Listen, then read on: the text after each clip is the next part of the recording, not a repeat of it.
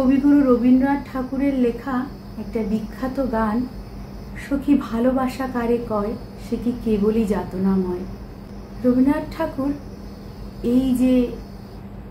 এই ভালোবাসার এই যে যন্ত্রণা, এই যে ভালোবাসার এই আনন্দ, যা কিছুই সেটা তিনি অন্তর দিয়ে অনুভব করেছিলেন। তাই তো আজও ভালোবাসার কথা উঠলেই আমাদের ভেতরেও ঠিক এই গানটাই ধ্বনিত হয়, সখী ভালোবাসা কারে কয় সে কি কেবলই যাতনাময়। ভালোবাসার শিক্ষা কিন্তু কোনো বিদ্যালয়ে পাওয়া যায় না, কিংবা কোনো বইয়ের পাতাতেও নেই। এই ভালোবাসা ঈশ্বর প্রদত্ত। ঈশ্বর যাকে পছন্দ করেন তার মধ্যেই ভালোবাসায় পূর্ণ করে তাকে পৃথিবীতে পাঠান। যার মধ্যে ঈশ্বর ভালোবাসা দিয়েই পাঠিয়েছে, সে কিন্তু সবাইকে তার ভালোবাসাটাই বেলাবে। তবে যে ভালোবাসা বেলাচ্ছে, বিনিময়ে যে সেও ভালোবাসা পাবে এমন তো কোথাও লেখা নেই। তাই ভালোবাসা তুমি দিচ্ছ, কিন্তু তার বিনিময়ে তুমি যাকে দিচ্ছ সেও তোমাকে ভালোবাসা দেবে, সেরকম কোনো কথা নেই। কারণ ঈশ্বর তোমাকে ভালোবাসা দিয়ে পাঠিয়েছে। তাকে যদি ভালোবাসা দিয়ে না পাঠায় তাহলে সে তোমাকে কিভাবে ভালোবাসা ফেরত দেবে? তবে হ্যাঁ, ভালোবাসা কিন্তু অত শত বুঝে হয় না, ভালোবাসা হয়ে যায়।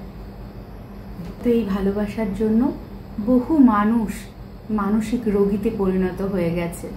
তাই তুমি যদি চাও যে তুমি মানুষ থেকে মানসিক রোগীতে পরিণত হবে না, তাহলে তুমি যখন বুঝবে যে তোমার ভালোবাসা তুমি যাকে দিচ্ছ সে তার গুরুত্ব বুঝছে না, কিংবা তার মর্যাদা সে দিতে পারছে না, তোমার উচিত ধীরে ধীরে তার থেকে সরে আসা।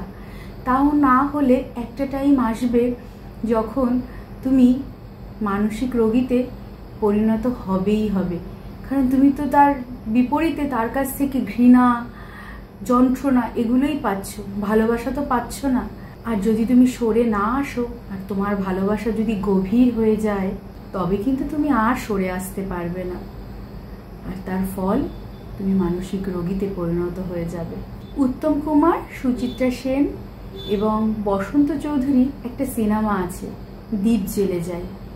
সেখানে সুচিত্রা সেন কিন্তু অত কিছু ভেবে ভালোবাসেনি, সে মন প্রাণ দিয়ে ভালোবেসেছিল, কিন্তু বিপরীতে সে কিন্তু কিছুই পায়নি। হ্যাঁ, অবশ্যই সে মানসিক রোগীতে কিন্তু পরিণত হয়ে গিয়েছিল। এক পক্ষ ভালোবাসার এটাই হলো কঠিন বাস্তব। তা সত্ত্বেও আমরা কিন্তু মানতে চাই না, ভাবি হয়তো আমার বোঝার ভুল, কিংবা হয়তো সে এরকম ভাবে বলেইনি, আমি অন্যভাবে ভাবছি। কিন্তু তা কিন্তু সঠিক নয়। যেখানে ভালোবাসা থাকে সেখানে বোঝার ভুল থাকে না। হ্যাঁ, সেখানে অভিমান থাকে, কিন্তু কটু কথা থাকে না। আরও একটা কথা, ভালোবাসা কিন্তু শৃঙ্খল মুক্ত, সে কিন্তু বন্দি দশা একদম পছন্দ করে না।